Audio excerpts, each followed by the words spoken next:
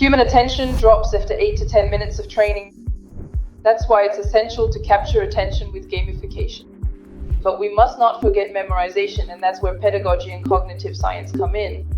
And today we're going to show you how we work on this subject at Emraude. Because the day we stop training in pedagogy will become just another creative agency. Follow me. Hello there.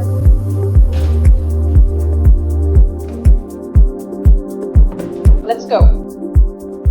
So we'll look a bit at what happens in the brain during learning, and then we'll focus on specific areas. So first attention, then active engagement and feedback, and finally part 5 on memory consolidation. So I'm Anne-Eva Lebourdais. I'm a training engineer and instructional designer specializing in neuroeducation. To start, I'm suggesting a small workshop in the form of a self-diagnosis. I actually got interested in neuroeducation because I think it's essential when designing training to not only target the right content, but also to really look at what's happening in the learner's brain to make it effective for them.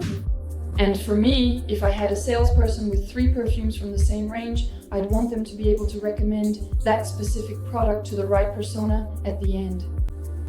What I'm looking for in this workshop is for us to get some more scientific insights, things that have actually been proven to help people learn and retain information better. So now the question is, what do you think happens in our brains when we learn?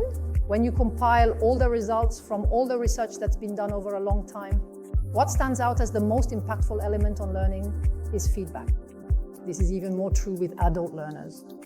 If you don't show them very quickly in their module why you're asking them to take the time to learn this, you lose them. They have better things to do than train. I see on some projects where the content is really complicated, we have to rely more on storytelling and visuals to keep them engaged because pedagogy alone won't be enough. The goal is to get an external perspective too, by bringing in speakers, to understand the best practices being used recently, to stay up to date, and to keep improving our process for shaping all of this into digital experiences. The pedagogical mechanics, how we adapt content, company values, something outdated that people don't want to do, to finding something that really excites the learner, you know? So the most stimulating thing for me is when I don't understand everything right away, because then we're really forced to start from scratch and follow the same path the learner will take for the pedagogical experience we're designing. So I like not understanding, because that way I don't have any bias, and it makes us more effective, I think.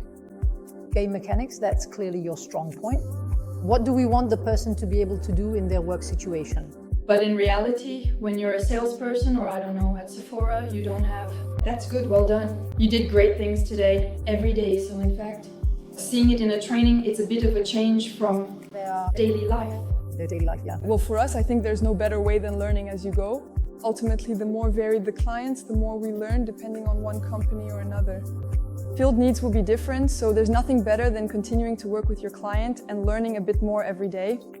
Because this is what we call pedagogical alignment, theorized mainly by Biggs. Content is only of interest if it serves the learning objectives that have been defined. I would also rethink rewards, organizing events that push us to play the game again, but maybe with repetitions too, game mechanics that recur, but maybe I'm thinking of the game I'm currently developing. We use the same mechanic but with different storytelling, different characters to anchor the same pedagogical content and have that repetition. We were able to see through concrete cases what the obstacles were to the way of learning and how to find solutions to guarantee this good understanding through both emotion and the pedagogical side. Speaking only for myself, and I want to emphasize that this is just my personal perspective, if we're really only about pedagogical objectives and focused on the purely utilitarian aspects of things, I can honestly tune out if there isn't a bit of breathing room, some space to relax, something a bit light, or even just a moment to pause and take it all in. And I'll just add a caveat, or at least a point of caution on playing well, because it can lead the learner to think it's not serious, it's not very important, it's playful. Playing is just having fun. Okay, I'm done playing, now I'm going back to work. Whereas we really want them to make links between what they do in their module and what they do in their work. It's the famous skill, professional transformation. You also need to spice up the game and the timer a bit. In micro-training, I've already done it. It helps wake the user up a little bit. It allows them to come back with a higher level of attention. Sometimes perhaps you may need affective and psychomotor objectives, so really the know-how to act, manipulate, and so on. The learning I found most relevant today was a small tool that can be practical when setting up daily learning projects, which is Bloom's taxonomy, which allows us to re-examine how we structure projects and achieve the learning objectives we offer our clients. Yes, so in our heads we can have things we know by heart, but we don't know at what point we're going to use them. So that's another important step in learning.